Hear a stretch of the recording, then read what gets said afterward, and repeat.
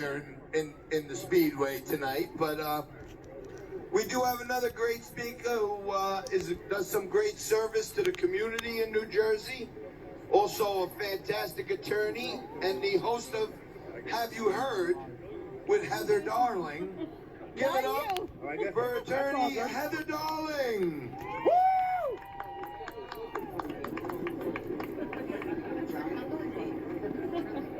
Thank you all for standing up for freedom. I stand with you, and America needs you. Now I have a question. Is there anybody in these trucks out here tonight? The trucks that are out here? Can you all hear me?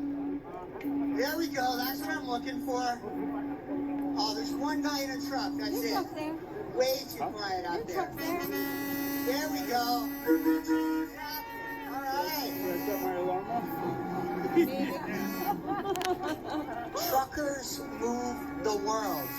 If it weren't for Ray and June Zachman, who organized this tonight, we would not have toilet paper. And you all remember how important it was when we didn't have toilet paper. If it wasn't for you over there, I wouldn't have fuel. And if it wasn't for you, I wouldn't have groceries. By fighting for your freedom tonight, all of you are fighting for the freedom of all Americans. Not Democrats, not Republicans, no specific race, color, or creed. You are fighting for every American that has had enough, but is afraid to stand up for themselves. You are fighting for the country as we know it, and you may be the last stand between the country we know and the country that future generations never will know, if not for you. Nobody knows freedom like a trucker.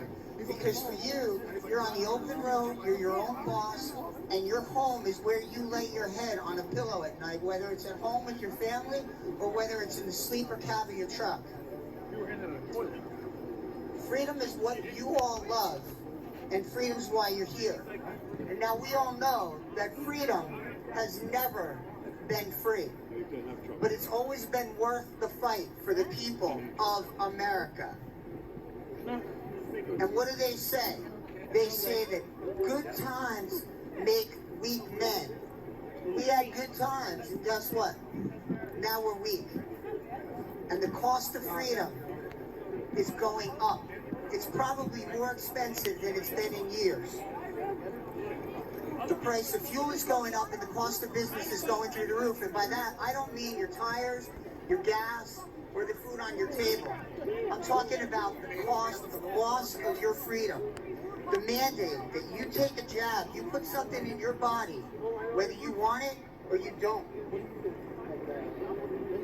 Now, I'm no doctor, but I know that this vaccine does not prevent this disease. And I know it doesn't prevent you from giving it to others. And I know that it doesn't last forever.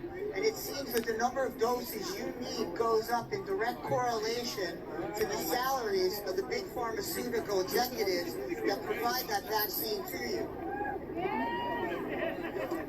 So here's how it should be. If you want the jab, you take the jab. If you don't want the jab, you don't take the jab. That's how freedom works. Exactly. Now this week I saw a TV commercial where the New York Health Department said if you have COVID, don't stay home and suffer. You come in, we'll give you some medicine. Well, that's great. You come in, we'll give you some medicine. In 2020, that's what they told us. They had medicine, but Dr. Fauci and his friends said, no, we don't have that medicine. You can't have it. It's not good for you. But Ron DeSantis kept the state of Florida open using that medicine for 2 years without a problem. You know what happened in December? This December, Joe Biden told Ron DeSantis no more medicine and shut it down. And there's a lady that's coming up here tonight that's a friend of mine that's going to speak. Her mother was down in Florida with COVID at that time. She had an appointment. She was supposed to get monoclonal antibodies. She got a text on her phone that said her appointment is canceled because the federal government has taken away our access to monoclonal antibodies. But you know what? The good news is not only is my friend here, but her mom is here fine with us tonight. Thank God. Now, the U.S. government isn't inviting people across our borders who are not vaccinated. They're not mandating that they take the vaccine before they drive them all over America to neighborhoods near you. But they're mandating that you take the jab. And before anyone says I'm anti-immigrant because of that, I'm up here tonight because of a guy named Joe, and it's not the one you're thinking of. Joe's parents came here from Poland in the very early 1900s. Joe and his brothers found their niche in trucking. They had the American dream that their parents told them. You can do anything or be anything that you want, but they didn't have anything else. Nobody promised them anything in this world.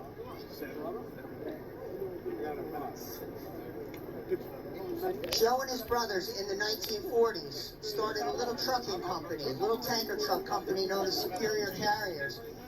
And some of you may see their trucks out on the road today because they still roll. Now I know Joe's story because Joe was my dad.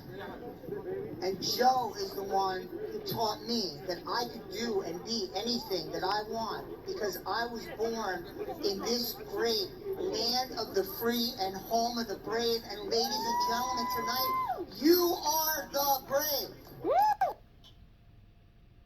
Feel like it. And the First Amendment says that Congress may not abridge the freedom of speech or the right to peacefully assemble and petition the government for the redress of grievances. That's what you're doing tonight. You are here peacefully assembled, petitioning the government for the redress of grievances. So what I want you to do when you hear people come up here tonight and speak, and they say something that hits you, that resonates with you in here, okay? I want you to raise your voices so loud that they hear you all the way down in Washington, D.C. Before I leave you tonight, I want to say one last thing. I want you to know that I will stand with you and fight for my freedom and the freedom of each and every one of you until my last breath. Until my last breath. God bless America and God bless truckers. Heather Darling, you gotta tune into our show, Have You Heard, with Heather Darling.